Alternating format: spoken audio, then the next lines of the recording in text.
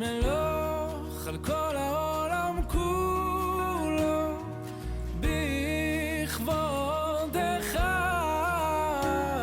וינשא על כל הארץ ביקרך. גמר חתימה טובה, תזכו לשנים רבות נעימות וטובות. Que des brachot chez vous et pour tout le clan Israël. Une année de brachot et de Geoula Be'ezrat Hashem. Dans tous les cas, Rabotai, on a le mérite et la chance de se trouver dans cette période qu'on appelle Aseret Yemei Teshuva et on se doit d'en profiter. Comme le Navi Yeshayahu nous l'enseigne, et on peut imaginer, le Navi, lui, ne reçoit que des paroles qui lui viennent directement de Akadosh Baruch Hu. Et le Navi nous enseigne Dirshu Hashem Beimatseo, c'est-à-dire qu'on se doit d'implorer Hashem lorsqu'il se trouve. Kera'uhu bihyoto karov, et appelez-le lorsqu'il est encore assez proche. Et donc sur cela, Amar Rabba dans la Gemara de Masechet Rosh Hashanah, Rabba nous enseigne Elu asara yamim sheben Rosh Hashanah le Yom Kippourim. Il s'agit ici bien sûr depuis Rosh Hashanah jusqu'à Yom Kippour, ces 10 jours sont appelés à Aseret Yemei Teshuva, sur lequel Akadosh Baruch Hu il est proche et on se doit de l'implorer. Beyamim elu sha'arei shamayim petuchim. Et donc pendant ces 10 jours, les portes des cieux sont ouvertes. Ve'akadosh Baruch Hu koreh lekulanu, et Hashem nous appelle à tous. Shuvu elai ve'ashuva alechem. Revenez vers moi et je reviendrai vers vous. Pitrouli petar kechudo shel machat. Alors vous allez ne serait-ce que m'ouvrir le cœur ou en tout cas l'effort kechudo shel machat, comme le chat d'une aiguille. Ve'ani eftach lachem petar kepitro shel ulam. Et moi Hashem, je vous ouvrirai comme les portes d'un palais.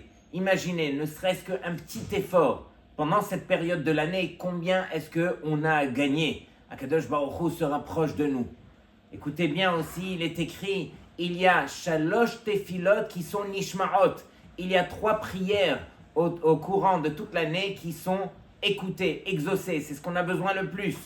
Il y a bien sûr la tefila du yachid, bidmaot bechol yom. C'est-à-dire, lorsqu'il y en a un qui va prier, mais qui va prier avec des larmes, qui va prier de manière sincère, Akadosh Baruch Hu l'exauce, ça c'est pendant tous les jours de l'année.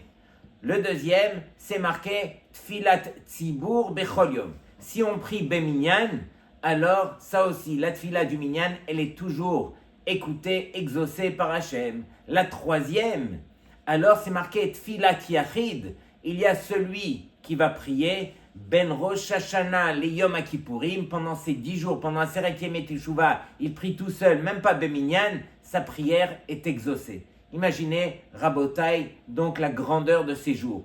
Et le Harizal nous dévoile aussi que depuis Rosh Hashanah jusqu'à Yom Kippour, alors il y a 7 jours qui séparent ces deux-là. Et donc pendant ces 7 jours, on a la possibilité de réparer tous les jours de notre vie.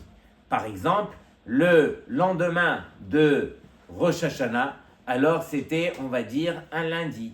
On va dire à partir de ce lundi, alors il va réparer tous les lundis de l'année, ensuite les mardis, etc. Le Shabbat réparera tous les Shabbatot de notre vie.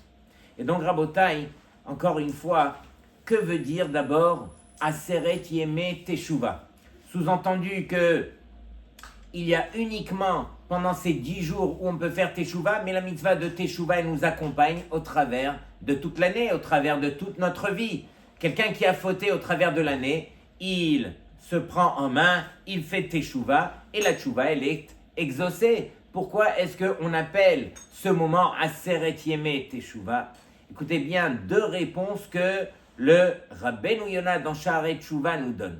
La première, c'est que Berosh Hashanah yikatevun ou Beyom Tzom Kippour yahatemun. C'est marqué qu'à Rosh Hashanah, on est écrit. Akadosh Baruch Hu, il scelle le jugement, il écrit le jugement à Rosh Hashanah et il va justement le sceller il va faire la khatima, le tampon, le jour de Yom Kippour. Et donc du fait qu'on a encore le temps, un petit peu de temps pour se rattraper, alors c'est un moment qui est opportun, c'est un moment qui est unique pour faire Teshuvah. C'est la raison pour laquelle, alors, on appelle ce moment-là Aseret Yemei Teshuvah. Une autre réponse, Ve'ha'et Edratson, Ve'atfila Nishma'at Bo. C'est un moment de Edratson, c'est un moment où Akadosh Baruch Hu, il accepte notre filote. On n'a pas la possibilité comme ça, de façon aussi facile, au travers de toute l'année. Et donc du fait que notre tefila est exaucée, notre teshuva qui va bien sûr l'accompagner, alors elle nous permettra de nous rapprocher d'Hachem de manière beaucoup plus facile. C'est la raison pour laquelle alors cette période justement, elle est plus propice pour être appelée à Aseret Yemei Teshuvah, c'est-à-dire que le moment de la teshuva, alors c'est un moment qui est unique pendant ces 10 jours-là. Rashi, maintenant, écoutez bien le pérouche de Rashi, lorsque on dit Dirshu Hashem behimatseo. Demandez à Hashem lorsque il se trouve.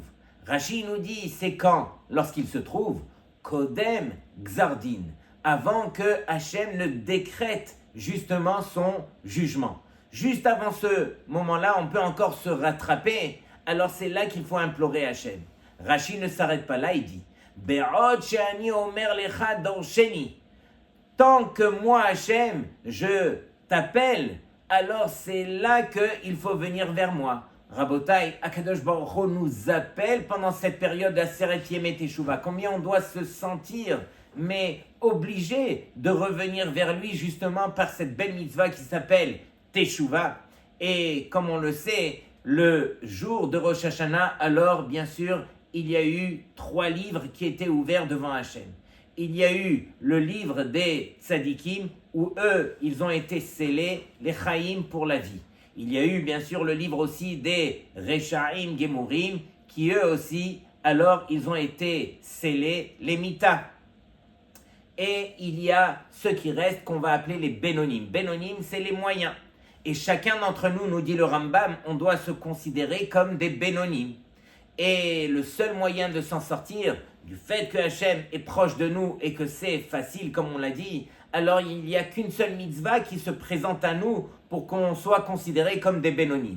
C'est la mitzvah de Teshuvah. Celui qui fait Teshuvah, alors Akadosh Baruch Hu, il permettra à ce bénoni qui est Taloui Veomed, qui est suspendu jusqu'au moment de la fin de Yom Kippour, alors il lui permettra d'être inscrit et scellé justement dans le livre de la vie grâce à cette mitzvah de Teshuvah. Quelqu'un qui ne fait pas Teshuvah ne peut même plus être considéré comme un bénoni et malheureusement, alors il va vers sa perte. C'est la raison pour laquelle la mitzvah de Teshuvah est si importante. Et on revient donc sur les mots de Rashi. Rashi nous dit que au moment où Akadosh Baruch Hu nous appelle, c'est à ce moment-là qu'il faut se prendre en main et qu'il faut revenir vers lui. Le Rav Biderman, Shlita, en Eretz Israël, il a raconté cette semaine une histoire qui s'est passée au courant de l'année à Bnei Brak. Il y a eu un jeune garçon qui, malheureusement, il commençait à perdre la vue. Et lo alenu, il a été bien sûr chez les médecins, ils ont fait les bdikot, ils ont vérifié et tout, et personne ne voyait comment est-ce qu'il allait s'en sortir. Et donc, ils ne trouvaient pas le remède. Ils ont finalement, la famille a été voir un des rabbinim qui s'appelle Rav Firer, qui lui est spécialiste, il connaît les maladies et les meilleurs médecins au travers du monde qui peuvent justement guérir ce genre de maladie. Et donc ils ont été le voir, lui a pris bien sûr tous les diagnostics que les médecins avaient faits et en fin de compte, il a fait ses recherches et il a trouvé qu'il y avait un médecin au Texas qui pouvait guérir cette maladie. Une maladie bien sûr qui était vraiment très très minutieuse. Et il fallait justement ce médecin au Texas. Il se trouve que ce médecin par hasard est un juif, pas religieux, mais c'est un juif. Et dans tous les cas, alors ils ont pris rendez-vous avec le médecin. Ils ont mis beaucoup de pression pour que l'opération puisse se passer assez vite. Mais malheureusement, le médecin est tellement pris qu'ils ont fixé l'opération dans 6 mois. Et l'opération coûtera $1,5 million. Et donc la famille, bien sûr, ils allaient faire des pieds et des mains pour essayer de ramasser la somme et de pouvoir voyager les parents avec l'enfant pour pouvoir lui faire l'opération et rester le temps qu'il se doit au Texas pendant l'opération.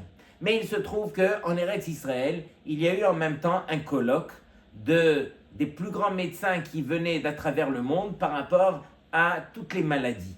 Et parmi les médecins qui ont été invités et qui s'est déplacé, alors il y avait justement ce médecin du Texas.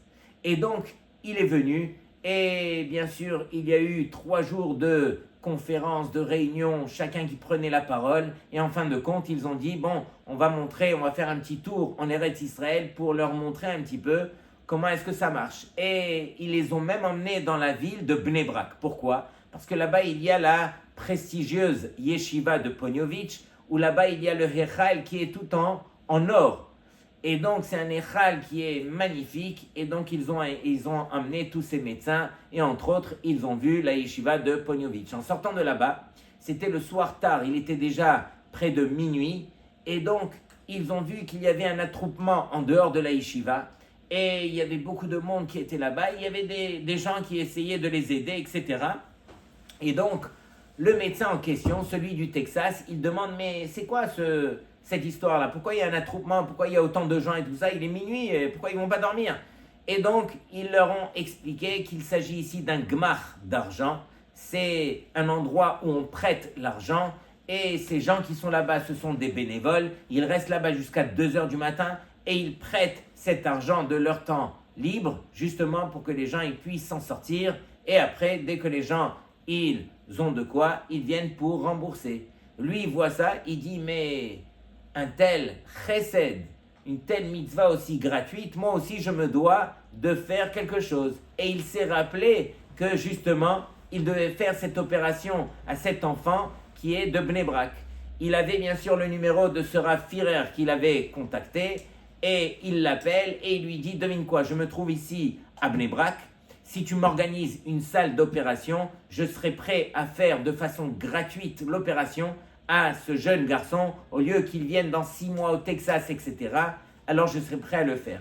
Le Rav Firer lui dit, il n'y a aucun souci, il se démène, il appelle l'hôpital, et bien sûr tous les médecins en Israël voulaient être témoins de cette opération, puisque eux-mêmes ne savaient pas comment la faire. Et donc, ils ont accepté, l'hôpital a accepté de donner la salle opératoire gratuite, et donc tout a été donné. Ils ont donné bien sûr un temps avec une heure spéciale et Rav Firer qui rappelle le médecin, et le médecin il lui dit, alors tu sais quoi, donne-moi, je suis à Bnei Brak, je dois être à une rue de la maison de ce petit, donne-moi l'adresse. C'est ce qu'il fait, il prend l'adresse et il va directement donc chez le petit. Il tape à la porte et donc c'est le garçon en question qui lui ouvre la porte. Et il lui dit, regarde, je suis le médecin du Texas, va, s'il te plaît, chercher ton père. Il va, mais son père faisait la sieste, il était épuisé, et donc il lui dit, papa, il y a un médecin qui est là à la porte. Il lui dit, mais s'il te plaît, c'est pas le moment, je suis épuisé, laisse-moi dormir. Et donc, il revient à la porte, le médecin lui dit, non, regarde, dis-lui à ton père que moi je viens du Texas et je suis venu justement pour l'opération, c'est très important, va le réveiller. Il va et lui dit, papa, s'il te plaît, c'est le médecin, il me dit qu'il vient du Texas, mais il dit, mais de quoi tu parles? Le médecin, l'opération, le Texas, mais quoi? Mais c'est pas maintenant l'opération, laisse-moi dormir. Et il se remet à dormir, une 3e fois il l'appelle, le père qui ne se lève pas, le médecin qui n'en peut plus, il est à la limite vexé, il sort de là-bas, et finalement, il dit, bon, celui-là, il n'a pas mérité. Et donc, il prend son vol de retour et il retourne au Texas. Rav Firer, quelques jours après, il appelle le père et il lui dit, alors, est-ce que l'opération s'est bien déroulée? Il lui dit, mais de quelle opération? Il lui dit, mais le médecin, et j'ai réservé l'hôpital, et il y a eu la salle opératoire, et tous les médecins attendaient, etc. Et il lui dit, mais moi, j'ai pas compris. Mon fils, il m'a dit le médecin du Texas, mais j'étais à des kilomètres d'imaginer que ce médecin du Texas allait venir à Bnei Brak et chez moi à la maison.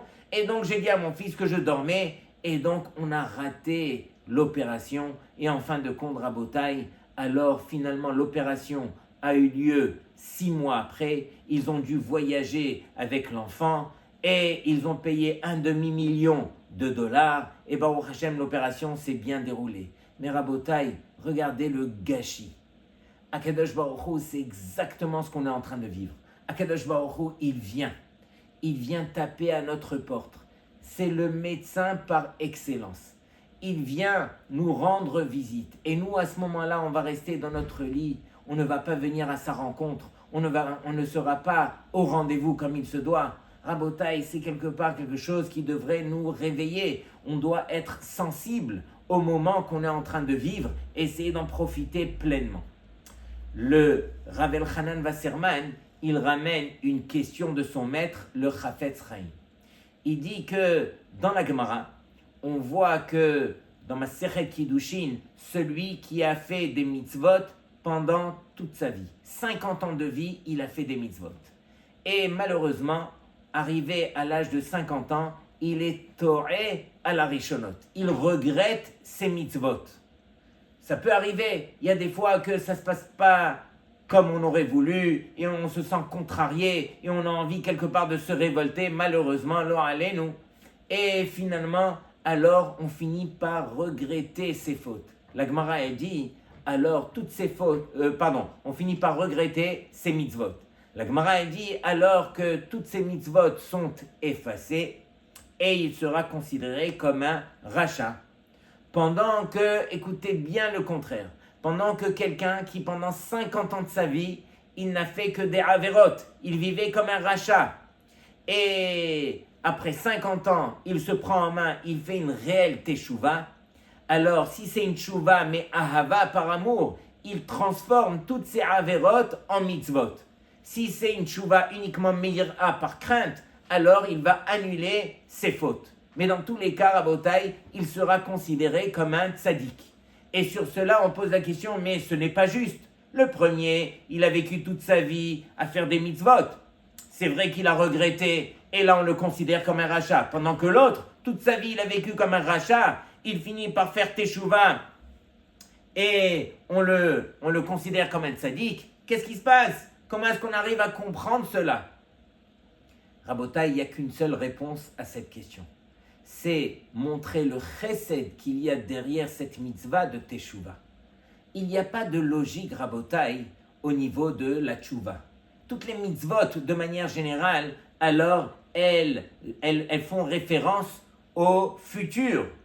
Et là, la seule mitzvah qui fait référence au passé, qui vient pour réparer ce qu'on aurait pu faire du passé, c'est la mitzvah de teshuva. Et donc, Rabotai, il faut réaliser encore une fois ce grand cadeau que Akadosh Baruch Hu nous accorde et réaliser que en un instant, on peut tout changer. Il est écrit dans le Midrash, dans le Yerushalmi, Masechet Makot, c'est marqué Sha'alu la Chochma. Ils ont demandé à la sagesse. Il y a une force qui s'appelle la sagesse sur terre. Ils lui ont demandé Hote Maroncho, celui qui a fauté, quelle est sa punition? Et donc, la sagesse a répondu, Hataim tirdov ra'a. Les fautes, alors ils seront pourchassés par le mal. C'est-à-dire qu'il n'y aura que le mal pour cette personne et il devra disparaître de ce monde-ci parce qu'il a fauté. Ensuite, on a vu qu'on n'avait pas d'espoir en ce qui concerne la chorma. On a été voir la nevoa, la prophétie. On a demandé à la prophétie la même question. Chote maroncho, celui qui a fauté, quel est son sort? Quelle est sa punition? Amra, hanefesh achotet hitamut. Celle qui a fauté, elle devra mourir. Il n'y a pas le choix. Il n'y a pas une autre manière de comprendre les choses. Ça, c'est la nevoa, celle qui parle directement avec Hachem. Celui qui a fauté, il devra mourir. Ensuite, on a demandé à la Torah. Sauve-nous, toi, la Torah. Et la Torah, qu'est-ce qu'elle dit? Yavi Hacham veitkaper. Qu'il amène un korban qui vient réparer les fautes volontaires, c'est le korban Hacham, veitkaper, et qu'il obtienne sa kapara grâce à ce korban qu'il va apporter. Donc quelque part, la Torah nous donne un espoir, mais c'est pas complètement l'espoir qu'on aurait voulu jusqu'à ce qu'on a été demandé à Akadosh Baruch Hu lui-même. Et on a dit, Hachem, Hote Maroncho, celui qui a fauté, quelle est sa punition? Comment est-ce qu'il pourra s'en sortir? Alors Akadosh Baruch Hu il dit, Ya'ase tshuva veitkaper. Akadosh Baruch Hu il est obligé de venir et aller à l'encontre de toutes les lois logique et naturelle de ce monde-ci et dire que celui qui fait tchouva, Akadosh Baruch Hu, il est prêt à lui apporter la kapara. Kapara, encore une fois, c'est quelque part le karcher. Lui faire effacer sa faute, le rendre blanc. C'est la raison pour laquelle on dit que le jour de Kippour, c'est le jour de Tahara, c'est le jour de kapara. Et donc le jour de Kippour, alors c'est là qu'on va obtenir la kapara, à condition bien sûr qu'on arrive avant le jour de Yom Kippour en ayant fait teshuva comme il se doit. Et le mieux serait de faire une teshuva, mais ahava, réaliser enfin qu'est-ce qu'on a à perdre que d'être loin d'Hachem, de ne pas comprendre la vérité, de ne pas jouer son rôle pleinement. Et donc pendant cette semaine-là, on se prend en main, on fait une réelle teshuva pour qu'on arrive le jour de Yom Kippour et qu'on puisse obtenir la kapara dans ce grand jour. La Gemara, dans Masechet Brachot, elle nous dit que l'homme, il est obligé, Chayav Adam, alors les hargiz Yetzer Tov à Yetzer Hara. C'est-à-dire que l'homme, il doit absolument énerver son Yetzer Tov sur son Yetzer Hara. Pourquoi ? Parce que l'homme, il voit que son Yetzer Hara, il lui a mis une peau de banane et que lui, il a trébuché. Et combien de fois il a retrébuché sur les mêmes choses. Et donc sur cela, Akadosh Baruch Hu, il dit alors, prends ton Yetzer Tov et énerve-toi contre ton Yetzer Hara. Toi, tu es un gadol, tu as beaucoup de noblesse. Comment est-ce que tu peux te rabaisser à faire des fautes et à écouter ton Yetzer Hara ? Et entre parenthèses, peut-être que si Hachem, il a créé la colère sur terre, le karas, c'est justement pour dire à l'homme, tu auras le droit dans une situation de te mettre en colère, c'est d'énerver ton Yetzer Tov sur ton Yetzer Hara pour faire teshuva, pour te reprendre en main. Mais dans tous les autres cas, le karas, la colère, elle est bien sûr à bannir. Et donc, la Gemara a dit, s'il a réussi, tant mieux. Mais s'il n'a pas réussi, alors qu'est-ce qu'il devra faire ? La Gemara a dit, alors, il devra étudier la Torah. Il va au Beth Midrash, il étudie la Torah, et là, sûrement que l'étude de la Torah va lui permettre de surmonter son Yetzer Hara. S'il a réussi, tant mieux. Mais s'il n'a pas réussi, même en étudiant la Torah, la Gemara a dit alors qu'il lise le Kriyat Shema. Le Kriyat Shema, c'est prendre sur soi, Ol Malchut Shamayim, réaliser un petit peu qui est au-dessus de nous, quelle est sa volonté, et qu'on arrive à se prendre en main de la juste façon. Et donc, peut-être que cette chose-là, le Kriyat Shema, nous permettra de surmonter notre Yetzer Hara. S'il a réussi par ce biais, tant mieux. S'il n'a pas réussi, alors la Gemara elle conclut en disant alors, Yazkir lo Yom Hamita, qu'on lui rappelle le jour de sa mort. Du fait que le jour de sa mort, alors c'est bien sûr le deadline. C'est la dernière chose qu'on pourrait rappeler à l'homme pour lui permettre de réaliser, mais écoute, où tu t'en vas comme ça ? Tu vas mourir, tu devras rendre des comptes, et c'est dommage pour toi. Alors, à partir de là, le jour de la mort, il pourra permettre à l'homme de réaliser certaines choses. Mais Rabotai, la vérité, c'est que combien parmi nous, alors, on étudie la Torah, ou en tout cas, on essaye d'étudier la Torah. On fait le Kriyat Shema, pas 2 fois par jour, c'est marqué Beshor Bechov Kumecha. On le fait même 4 fois par jour. Une fois avant le Hodou, une fois dans Shacharit, une fois dans Arvit et une fois Kriyat Shema à la Mita. On le fait même 4 fois par jour et on voit que c'est pas souvent qu'on arrive à surmonter son Yetzer Hara. Se rappeler du jour de la mort, combien de fois on entend celui-là il est niftar, celui-là j'ai été à la levaya, à l'enterrement, etc. Et c'est pas pour autant qu'on a changé. Qu'est-ce qu'il faut faire Rabotai pour changer ? Sur cela, le Rabbeinu Yona, dans le Sha'arei Tshuva, il nous enseigne un mashal. Il dit mashal de plusieurs qui étaient dans une cellule en prison et ils se sont tous tenus par la main et ils ont creusé un trou jusqu'à ce qu'ils ont réussi à s'enfuir de ce trou.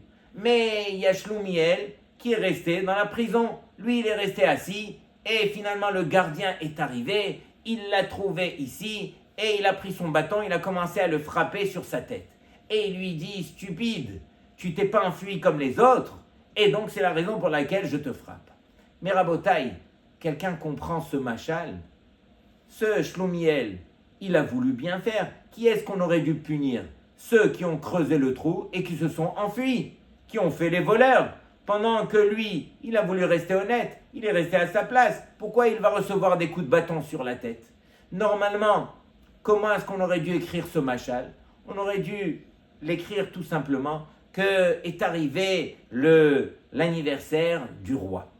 Et le roi a dit, tout celui qui va m'écrire une lettre pour s'excuser et regretter ce qu'il a fait, alors je vais le libérer. Et c'est ce que tous les prisonniers ont fait, à l'exception de Shlomiel, où lui n'a pas voulu écrire, et donc il est resté en prison. Lui, il mérite des coups de bâton.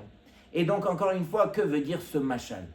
Rabotai, j'ai écouté l'explication d'un des grands de notre génération, Rav Asher Weiss, qui a dit pourquoi est-ce que Rabbeinu Yona, il a enseigné ce machal? C'était justement pour nous dire que Shlomiel, il mérite des coups de bâton. Pourquoi? Parce que lui, pourquoi il ne s'est pas enfui de la prison? Parce qu'il se sentait bien en prison. Il n'était pas prisonnier, il était bien.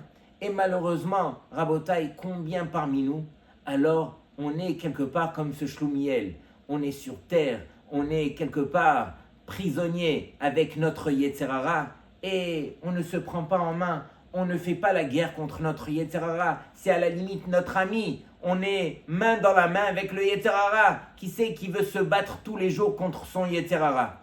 Et donc c'est la raison pour laquelle la Gemara nous a enseigné, mais il a étudié la Torah, il a fait le Kriyat Shema, il s'est rappelé du jour de sa mort, comment ça se fait qu'il s'en est pas sorti? Parce que Rabotai, c'est vrai que toutes ces choses-là, alors ce sont quelque part des munitions que Akadosh Baruch Hu nous donne qui peuvent nous aider. Mais à condition qu'au travers de chacune de ces munitions, alors qu'on puisse faire la guerre, quelqu'un qui va rester et qui ne va pas se battre et qui ne va pas fournir les efforts, qui ne va pas étudier, qui ne va pas les demander conseil au Rav, etc., qui va rester à sa place, alors celui-là ne pourra jamais s'en sortir. Et donc c'est la raison pour laquelle il sera obligé de recevoir des coups de bâton sur la tête. Et donc Rabotai, c'est ce qu'on doit essayer de comprendre et d'intégrer.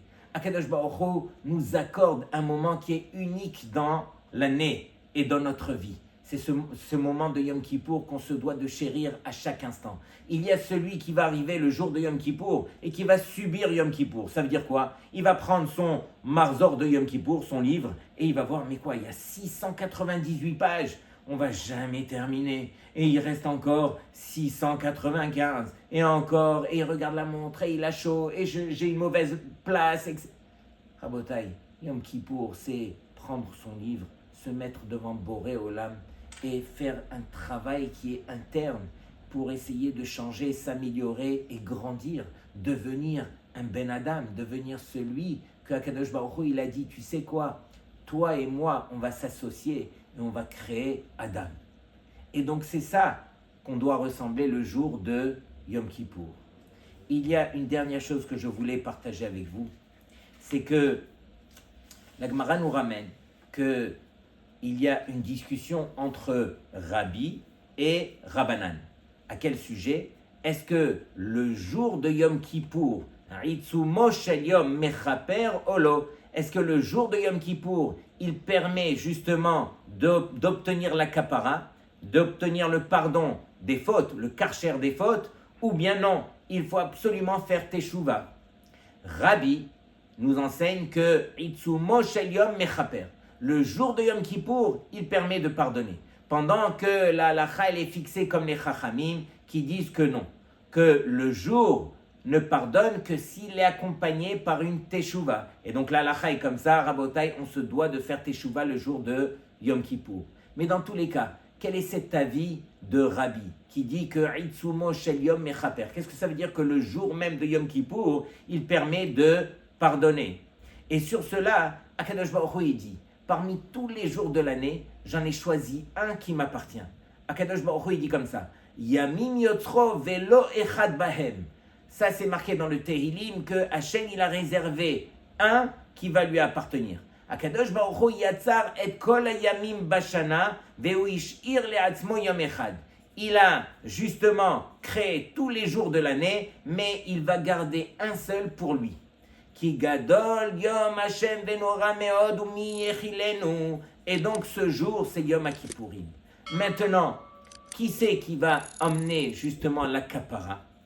Alors, c'est en ce jour où Moshe Rabbeinu, il a imploré Hachem pendant 40 jours et 40 nuits, est arrivé le dernier des 40 jours qui était Yom Kippourim. Akadosh Baruch Hu lui a dit Salarti Kidvarecha, et Moshe Rabbeinu il a pu descendre avec les deuxièmes lochot, les deuxièmes tables de la loi. Et justement, pourquoi est-ce que Ma Bidyuk Ha'inyan Shel Itzumo Shel Yam, qu'est-ce que ça veut dire que le jour même permet de pardonner? C'est-à-dire que ce jour-là, il permet à l'homme de retrouver quelque part son Itzumo, son côté qui est pnimi, son côté qui est intègre, qui est interne. Et donc le jour de Yom Kippour, lorsque on va se retrouver tout seul, bien sûr avec le tzibour, bien sûr devant son marzor de Yom Kippour, mais on va être là devant Boré Olam. On va ressentir une flamme qui est à l'intérieur de nous, qui va faire sortir exactement qui on est. À partir de là, Akadosh Baruch Hu, il te dit, alors voilà, tu as fait sortir ton Itzumo, alors sache que ce jour de Yom Kippour t'aidera justement à faire teshuva et à te reprendre en main de la juste façon pour que tu puisses grandir comme un Ben Adam. Rabotai, pour terminer, on se doit de se rappeler au moins les belles paroles du Rambam. Le Rambam, lui, nous a accordé un petit livre qui s'appelle Ilchot Teshuva, et je vous conseille de relire ne serait-ce que le 7e Perek de Ilchot Teshuva, où là-bas, alors le Rambam nous encourage. Il nous dit Gedola Teshuva shemekarevet et Adam la Shrina. La Teshuva, elle est tellement grande qu'elle permet à l'homme de se rapprocher d'Hachem. Sheneemar Shuva Yisrael ad Hashem Elokecha. Reviens Israël jusqu'à Hachem. C'est quoi jusqu'à Hachem? Ad Bichlal, jusqu'à ce qu'il puisse se coller à Hachem. Et Hachem, il dit, avec moi, tu te colleras. Et donc, celui qui fait teshuva, regardez bien ce qui est marqué. Im tarzor bitshuva bitidbak. Si tu fais teshuva, alors tu vas te coller à moi, Hachem, il dit. Ha teshuva mikarevet et tarechokim. La teshuva, elle permet justement de rapprocher ceux qui se sont éloignés, malgré eux, à cause de leur faute.